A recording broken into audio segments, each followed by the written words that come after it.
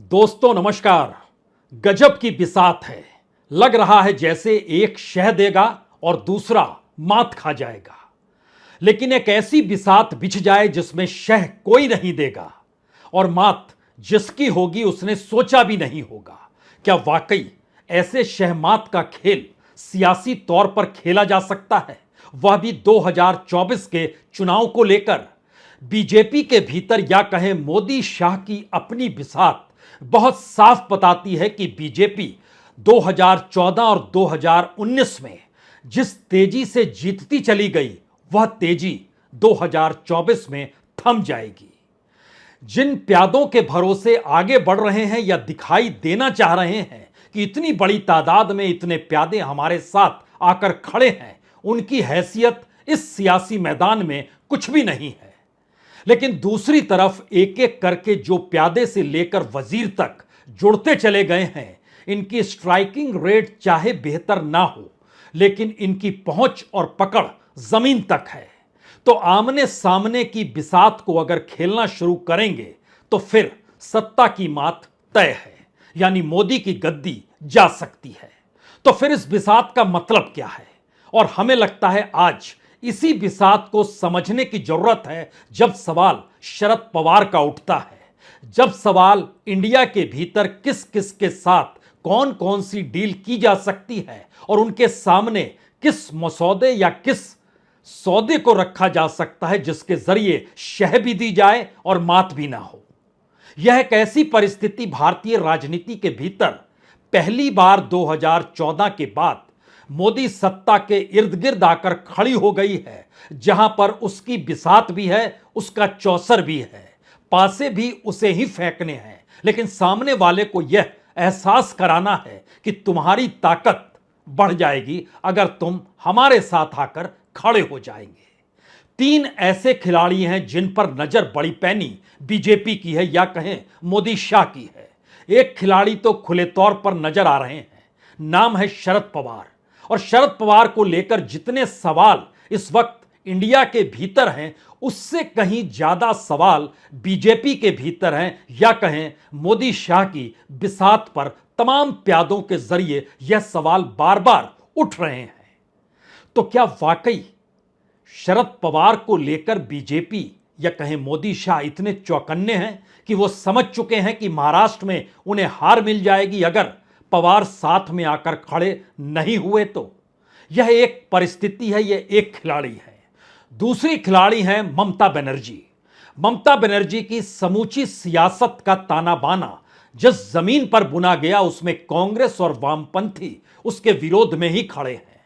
लेकिन इंडिया की चौकन्नी निगाहों तले जब निशाने पर मोदी लाए जा चुके हैं, तो इस शह मात के खेल में कौन जीते कौन हारे, तो ममता बनर्जी को लेकर भी बड़े सवाल मोदी शाह की बिसात पर हैं। तीसरे खिलाड़ी हैं अरविंद केजरीवाल, जिनकी राजनीतिक जमीन पर जो बीज डाले गए वो कांग्रेस के विरोध में ही डाले गए, जिसका जिक्र गाहे बगाहे मोदी शाह दोनों करते चले जाते हैं और बीजेपी के तमाम नेता करते चले जाते हैं। लेकिन सवाल है, डील है क्या? डील होगी कैसे? और अगर डील नहीं होती है तो क्या मोदी सत्ता 2024 में खत्म मान ली जाए? और डील ऐसी हो चली है जिसमें एक एक कॉन्स्टिट्यूएंसी को बीजेपी जब जोड़ घटाव करके देखना चाहती है तो उसकी आंखों के सामने अंधेरा छाने लगता है। वो समझ जाती है कि अब कौन सी राजनीति किस सियासी तले चली जाए जिसके जरिए बीजेपी को जीत मिल जाए। कल ही बैठक दिल्ली में हुई। उस बैठक में जो दृश्य निकल कर आ रहा था या उस बैठक के भीतर की जो जानकारी निकल कर आ रही थी, वह दो ही संकेत दे रही थी। पहला, लोगों की जमीन पर जाकर खड़े होकर इस बीजेपी की जीत दिलाने की सोच को जब तक पैदा नहीं कीजिएगा, जीत नहीं मिलेगी। इसीलिए कई कैटेगरी में तमाम विधानसभा सीटों को बांटा गया, वो चाहे मध्य प्रदेश हो या छत्तीसगढ़ हो। दूसरी परिस्थिति यह थी कि अगर वाकई बीजेपी का परसेप्शन प्रधानमंत्री मोदी या बीजेपी के सबसे चकाचौंध वाले नेता नरेंद्र मोदी के आश्रय ही बना है, तो इस चेहरे के आश्रय कम से कम इस विधानसभा में खेल मत खेलिए, क्योंकि इसके बाद लोकसभा का चुनाव है। जहां पर एक ही चेहरा है, एक ही व्यक्ति है, एक ही सोच है और एक ही पार्टी है। इस सोच को परोसने से पहले विधानसभा में अगर इस चेहरे के आसरे खेला गया और हार मिल गई तो फिर 2024 भी गंवा बैठेंगे। यानी ये दो मुद्दे बताते हैं कि मुश्किल हालात बीजेपी के भीतर कैसे समा चुकी है। कल की बैठक का एक दृश्य पहले हम आपको दिखलाते हैं। बैठक में तमाम दिग्गज नरेंद्र मोदी, अमित शाह, जेपी नड्डा, राजनाथ सिंह, शिवराज सिंह चौहान, रमन सिंह। तय तो यही हुआ, जहां बीजेपी नहीं जीत पाई है वहां जीत चाहिए और इसीलिए आज ही मध्य प्रदेश की 39 और छत्तीसगढ़ की 21 सीटों के उम्मीदवारों का ऐलान किया गया, जहां बीजेपी दो दो बार हार चुकी है और इस बार भूपेश बघेल के खिलाफ उनके ही भतीजे विजय बघेल को उतार दिया गया, जो सांसद हैं। यानी चुनौती साफ है। बैठक की खास बात तो यही है कि प्रधानमंत्री की अगुवाई में यह बैठक और तमाम कागज, दस्तावेज, जोड़ तोड़, सारी परिस्थिति का आकलन कोई दूसरा नहीं, खुद प्रधानमंत्री मोदी कर रहे हैं। यानी सरकार चलाने से ज्यादा महत्वपूर्ण चुनाव जीतना है, इस बैठक ने साफ तौर पर दिखला दिया। लेकिन अगला सवाल यह है कि अगर इसकी जरूरत अभी से पड़ गई है तो आने वाले वक्त में बीजेपी के सामने कैसी मुश्किल खड़ी हो सकती है, उसका अंदाजा इस बैठक में लगने लगा। तो क्या एक नई रणनीति और नई बिसात अब यह बिछाई जा रही है कि शरद पवार महाराष्ट्र संभाले, ममता बनर्जी बंगाल संभाले, केजरीवाल के साथ भी बीजेपी खड़ी हो जाए? क्या ऐसी रणनीति बनाई जा सकती है? क्योंकि तीनों की परिस्थिति अपनी अपनी राजनीतिक ताकत को गंवाकर इंडिया के साथ खड़े होने की है और यह एक ऐसी डील का सौदा है जिस सौदे का जिक्र बीजेपी क्या इन तीन नेताओं के साथ कर सकती है? दरअसल यह मोदी शाह की बिसात और वहां से निकलने वाली जानकारी बहुत साफ तौर पर बतलाती है कि अब महाराष्ट्र के भीतर शरद पवार अपने बूते जीत नहीं सकते हैं, बीजेपी भी अपने बूते जीत नहीं सकती है। तो क्यों नहीं महाराष्ट्र को शरद पवार संभाल लें और दिल्ली बीजेपी संभाल ले? अपने तौर पर इंडिया के साथ खड़े होने के बाद ममता बनर्जी के सामने भी मुश्किल इसलिए आएगी क्योंकि एक लंबी कतार है सीटों की जहां मुस्लिमों का प्रभाव है और मुस्लिम वोट बैंक के आसरे ममता चुनाव जीतती है। लेकिन जब वो इंडिया के साथ खड़ी होगी तो उसके बाद आने वाले वक्त की राजनीति में राज्य भी उनके हाथ से खिसकेगा, राजनीतिक जमीन भी उनकी सिकुड़ेगी। तो क्यों नहीं ममता बनर्जी के साथ ऐसी डील हो सकती है क्या कि आप बंगाल संभालिए, हमको दिल्ली संभालने दीजिए। और केजरीवाल की राजनीति ही तो पूरे तरीके से कांग्रेस विरोध से निकली है, वहीं वहीं उसके बीच पड़े हैं जहां जहां कांग्रेस की सत्ता थी। तो इंडिया के साथ जाकर आने वाले या भविष्य की राजनीति का बंटाधार क्यों करना चाहेगी आम आदमी पार्टी? तो क्या इस डील पर वो साथ खड़ी नहीं होगी? दरअसल यह एनडीए की नहीं बल्कि बीजेपी की भी नहीं बल्कि मोदी और शाह की अपनी एक ऐसी राजनीतिक बिसात है जिसमें पहली बार सीबीआई या आईटी यानी इनकम टैक्स और ईडी का जिक्र नहीं है। यह सत्ता हस्तांतरण और सत्ता लेने और देने की सोच है जिसमें हाशिए पर कांग्रेस को रहना चाहिए, जिसमें इंडिया एकजुट नहीं होना चाहिए। क्योंकि वोट के तरीके, तौर तरीके बहुत साफ बतलाते हैं कि 2019 के चुनाव में भी बीजेपी का स्ट्राइक रेट जबरदस्त जरूर था, लेकिन अगर समूचे इंडिया को मिला दीजिएगा तो जो राजनीतिक पकड़ जमीन पर इंडिया की अलग अलग राज्यों में है, उसके बाद तो बीजेपी के पास कुछ भी नहीं बचेगा। तो क्या ऐसी सियासत साधी जा सकती है या नहीं साधी जा सकती है? इन दो सवालों के इर्द गिर्द जो बिसात बिछ रही है उसमें पहले बात कागज की और उसके बाद परसेप्शन की। कागज का मतलब बहुत साफ है। मजबूती के तौर पर इंडिया की मजबूती इसलिए है कि अगर आप केंद्र यानी लोकसभा चुनाव के इर्द गिर्द और अगर आप विधानसभा चुनाव के इर्द गिर्द की परिस्थिति को देखिए तो एनडीए के पास लगभग 25-26 करोड़ वोट हैं और दूसरी तरफ 23 करोड़ वोट हैं। 23 करोड़ वोट के बाद भी 144 सीट है क्योंकि पूरा इंडिया तब बिखरा हुआ था। लेकिन 3 करोड़ के वोट के अंतर में एक झटके में दुगने से ज्यादा सीट इस दौर में एनडीए के पास आ जाती है। तो क्या यह पहला थ्रेट है? दूसरा थ्रेट राज्यों के स्तर पर देखिए तो सीटों की तादाद एनडीए से ज्यादा इंडिया के पास है। 1793 सीट इंडिया के पास है विधानसभा के स्तर पर, एमएलए जो उनके हैं, और 1704 सीट यानी लगभग 89-90 सीट कम है एनडीए की। और वोट भी लगभग 3 करोड़ वोट ज्यादा है इंडिया के पास राज्यों के चुनाव के इर्द गिर्द। मतलब बहुत साफ है कि बीजेपी की अपनी हैसियत एनडीए के भीतर 91% के स्ट्राइक रेट पर है, लेकिन कांग्रेस की इंडिया के भीतर स्ट्राइक रेट सिर्फ 36% की है। लेकिन इंडिया जब कांग्रेस के साथ खड़ा हो जाता है तो एक झटके में दोनों एक दूसरे के आमने सामने शहमात देने की स्थिति में आकर खड़े हो जाते हैं, और इसी शहमात से बीजेपी घबरा रही है। क्योंकि जब आप कागजी आंकड़ों पर निकल कर आएंगे तो आपके जहन में कुछ सवाल होंगे कि बीजेपी के साथ कौन खड़े हैं। सबसे ज्यादा और मजबूत वोट बैंक के साथ शिवसेना खड़ी है, वो शिवसेना जो एकनाथ शिंदे की है, जिसकी महाराष्ट्र में पहचान बाला साहब ठाकरे के साथ वैसी हो ही नहीं सकती है जैसी उद्धव ठाकरे की है। 13 विधायक वहां से चलकर यहां आ गए। उसके बाद दूसरे नंबर पर बटी हुई रामविलास पासवान की एलजेपी है, उसके 6 सांसद जो हैं वो यहां आ गए, और उससे पहले 13 सांसद शिवसेना के इधर आ गए। अपना दल के 2 सांसद हैं और बाकी तमाम सांसद हर पार्टी के एक एक हैं। उसमें 2 सांसद अदर्स में लेते हैं, एक आंसू का ले लीजिए, नॉर्थ ईस्ट से जुड़े हुए 4 सांसद हैं, एआईडीएमके का 1 सांसद है। लेकिन जैसे ही आप इंडिया के भीतर घुसते हैं वैसे ही आपको समझ में आने लगेगा डीएमके 24 सांसदों के साथ है, ममता बनर्जी 22 सांसदों के साथ है, नीतीश कुमार 16 सांसदों के साथ है, लेफ्ट 6 सांसदों के साथ है, शिवसेना उद्धव ठाकरे के 5 सांसदों के साथ है, समाजवादी पार्टी 5 सांसदों के साथ है, एनसीपी 4 सांसदों के साथ है। इस तरीके से इंडिया के जो सहयोगी हैं राजनीतिक तौर पर बीजेपी की राजनीतिक जमीन को खत्म करने के लिए काफी हैं। क्योंकि जब आप इसके और कुछ और परतों को हिलाइएगा तो एक बात और समझिए कि राज्य स्तर पर बीजेपी को वोट मिलते हैं 19 करोड़, कांग्रेस को वोट मिलते हैं 11 करोड़ 70 लाख।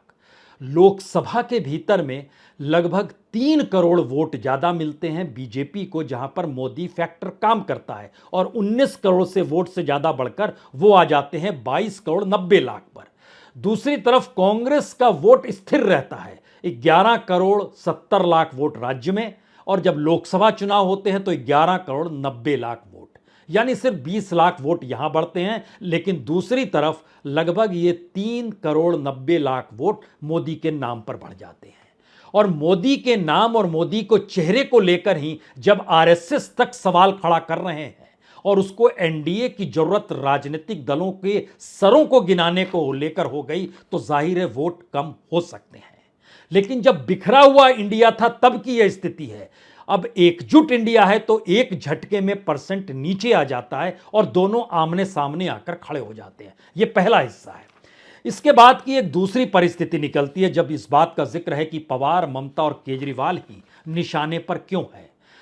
उत्तर प्रदेश और बिहार में बीजेपी अखिलेश यादव या तेजस्वी यादव या नीतीश कुमार को अब साथ ले नहीं सकती है। उद्धव ठाकरे की पार्टी तोड़ दी गई तो उनको साथ लिया नहीं जा सकता है। स्टालिन उनको साथ लिया नहीं जा सकता है, वहां एआईडीएमके का साथ है। जम्मू कश्मीर में नेशनल कॉन्फ्रेंस साथ आ नहीं सकती है, महबूबा साथ आ नहीं सकती है। अगर इस पूरे हिस्से को परखना शुरू कीजिएगा तो सोचिए कितनी नाजुक स्थिति में इस वक्त बीजेपी खड़ी है, जो आंध्र प्रदेश तक में तय नहीं कर पा रही है कि जगन रेड्डी चाहिए या चंद्रबाबू नायडू चाहिए। दोनों कह रहे हैं हम आ जाएंगे साथ में, लेकिन एक का विरोध कीजिए, और इनको भरोसा ही नहीं हो पा रहा है कैसे किसको साथ लें जिससे आने वाले वक्त में अपनी राजनीतिक जमीन को बचा सके। यहीं से असल खेल शुरू होता है, और इस खेल का मतलब जरा समझिए। सामाजिक समीकरण और स्थानीय मुद्दे यह रेंगेंगे, या इस दौर में बीजेपी जो सोच रही है कि शायद जनवरी में अयोध्या को लेकर, जब 21 से लेकर 24 जनवरी तक इस देश में सिर्फ अयोध्या अयोध्या होगा तो हिंदुत्व के नाम पर वोट मिल जाएंगे, या अभी यह सोच रही है कि अगले महीने सितंबर में G20 की बैठक होनी है, तो उससे जो प्रधानमंत्री की छवि अंतर्राष्ट्रीय तौर पर बनेगी या बनाई जा सकती होगी, उसका लाभ विधानसभा में मिल जाएगा क्या? ऐसा सोच रही है बीजेपी के भीतर की रणनीति। लेकिन जब इसकी और बारीकी को आइए, 250 सीटों पर कांग्रेस और बीजेपी का आमने सामने का मुकाबला होना है। 250 सीटों पर बाकी इंडिया के दूसरे राजनीतिक दलों के साथ बीजेपी का मुकाबला होना है, अगर दोनों टिक जाते हैं तो। यानी 500 सीटों की स्थिति बहुत साफ है। और उसके भीतर कौन समाये हुए हैं? ममता बनर्जी, अखिलेश यादव, तेजस्वी यादव, नीतीश कुमार, शरद पवार, उद्धव ठाकरे, स्टालिन, केजरीवाल, फारूक अब्दुल्ला, हेमंत सोरेन, ये सभी लोग समाये हुए हैं। जब आप इनको राज्यों में तब्दील करते हैं, बिहार, यूपी, बंगाल, महाराष्ट्र, झारखंड, जम्मू कश्मीर, तमिलनाडु, पंजाब और दिल्ली, ये ऐसे राज्य हैं जो गठबंधन के राज्य हैं और इनकी कुल सीटें 288 सीट है। इन 288 सीटों पर अगर इंडिया एकजुट हो जाती है तो कागज पर कम से कम एक झटके में 288 में से 170 सीट इंडिया के पास चली जाएगी। वो एक झटके में होगा, बहुत साफ तौर पर नजर आता है। और दूसरी तरफ जहां कांग्रेस को बीजेपी से टकराना है, वहां की लगभग 134 सीटें राजस्थान, छत्तीसगढ़, मध्य प्रदेश, गुजरात, हिमाचल प्रदेश, उत्तराखंड, असम और केरल, 134 सीटें हैं। इसके अलावे 3 राज्यों का और जिक्र यहां होना चाहिए। 3 छत्रप हैं जो दोनों के साथ नहीं है। एक तेलंगाना के छत्रप हैं, एक आंध्र प्रदेश के अभी जगन रेड्डी छत्रप हैं और तीसरे नवीन पटनायक उड़ीसा के हैं। यहां की लगभग 63 सीटें हैं। 63 सीटों में से सिर्फ बीजेपी 12 सीट जीत पाई, कांग्रेस तो सिर्फ 4 ही सीट जीत पाई। यानी एक ऐसी स्थिति है इस जगह पर जहां पर कांग्रेस और बीजेपी को टकराना है और छत्रपों की मौजूदगी दोनों के साथ नहीं है। ऐसी 197 सीटें हैं। सवाल 2 ही निकल कर आएगा। अगर इंडिया चल गया तो एक तरफ 288 में से 170 सीट इंडिया के हिस्से में चली जाएगी और दूसरी तरफ 197 में से 197 में से तकरीबन 95 सीट कांग्रेस या एनडीए के हिस्से में चली जाएगी। बचा क्या? बचा बहुमत गायब होना बीजेपी की अपनी जमीन से।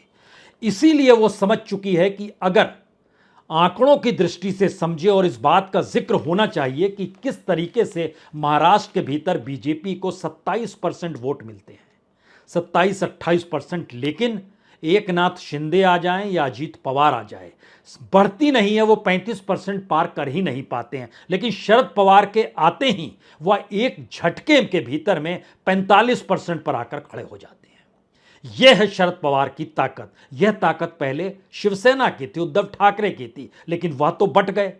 ये दोनों मिलकर तो 50% पार कर जाते थे, शिवसेना और बीजेपी मिलकर। लेकिन अब शिवसेना साथ आ नहीं सकती है, तो शरद पवार को लाकर कम से कम 45% पे खड़े हो जाएंगे तो भी जीत मिल जाएगी। दूसरी तरफ दिल्ली के भीतर 7 सीटें, हालांकि 56% वोट बीजेपी को मिले, लेकिन 3 सीट ऐसी है जहां पर अगर बीजेपी के काउंटर में एक ही उम्मीदवार होता, कांग्रेस का और आम आदमी पार्टी का मिलकर, तो मुश्किल में पड़ जाती बीजेपी। वह लगभग 1-2 हजार के वोट के इर्द गिर्द आकर सिमटने लगती अगर कागज पे देखते हैं तो। पंजाब में बहुत मजबूत है कांग्रेस पार्टी, लेकिन अकालियों के साथ जब बीजेपी मिलती थी तो उसने 4 सीट निकाली थी, 2 अकाली ने, 2 बीजेपी ने। लेकिन बीजेपी के वोट क्या है? 10% से भी कम वोट है, लेकिन अकालियों के वोट लगभग 28% है। कांग्रेस के वोट 40% है, ये एक अलग मसला है। अब सवाल यह है कि पंजाब, दिल्ली केजरीवाल के आसरे, खास तौर से 6 सीटें सीधे सीधे कम होती है। दूसरी तरफ महाराष्ट्र के भीतर अगर शरद पवार नहीं आते तो एक झटके में बीजेपी का सुपड़ा साफ होता है। और तीसरी स्थिति जो सबसे महत्वपूर्ण ममता बनर्जी को लेकर है, वहां के मुस्लिम समीकरणों को समझने की जरूरत इसलिए है क्योंकि वहां पर जब आप मुर्शिदाबाद, मालदा, उत्तर दिनाजपुर, बीरभूम, कूच बिहार, उत्तर 24 परगना, पश्चिमी दिंजापुर, नादिया, कोलकाता, 20% कोलकाता में, और उसके बाद जो हमने जितने नाम लिए वो 25% से लेकर 65% तक के बीच में मुस्लिम है। लेकिन इस दौर में एक बड़ा शिफ्ट नजर आया है।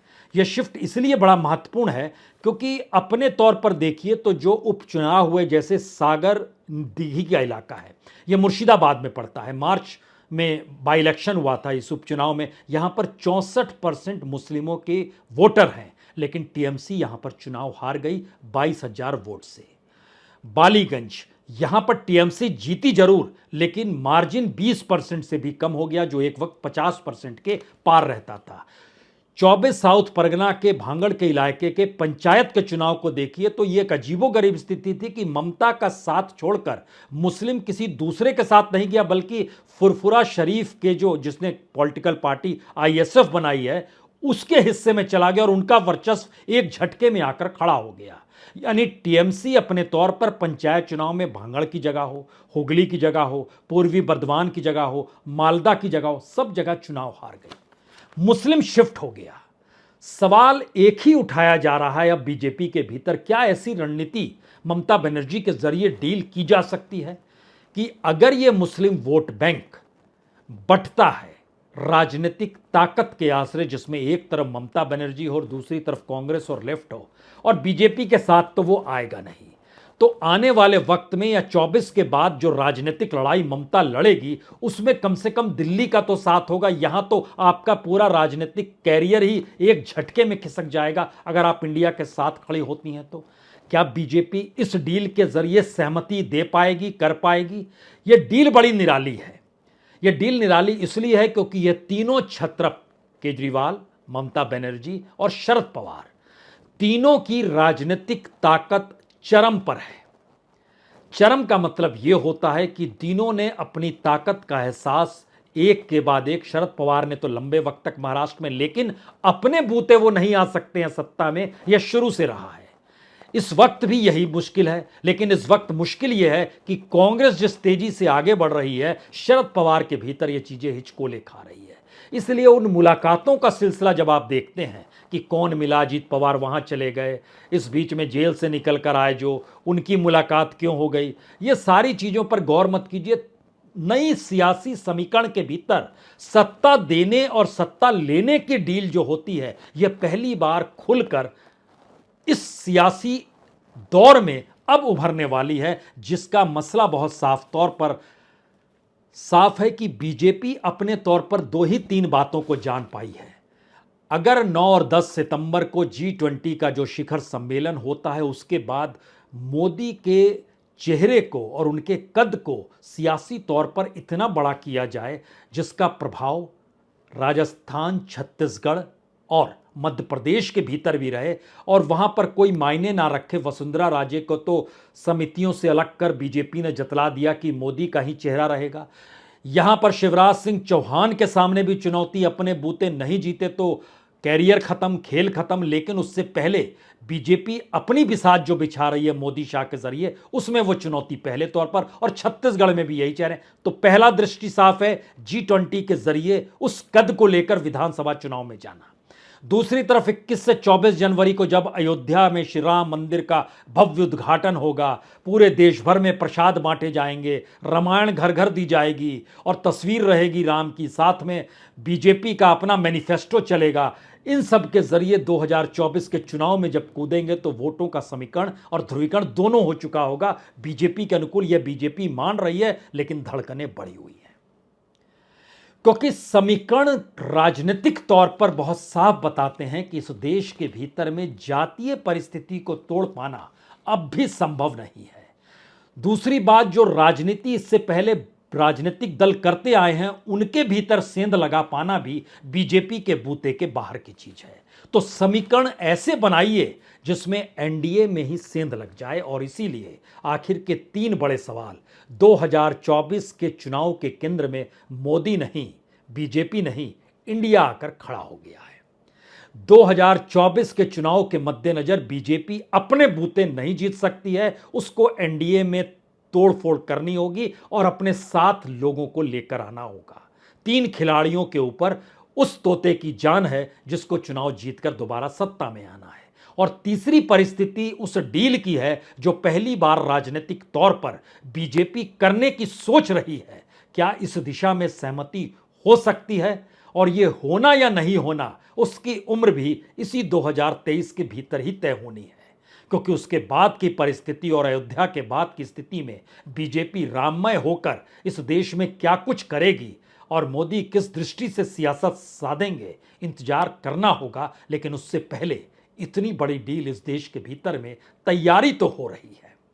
बहुत बहुत शुक्रिया, बहुत बहुत शुक्रिया।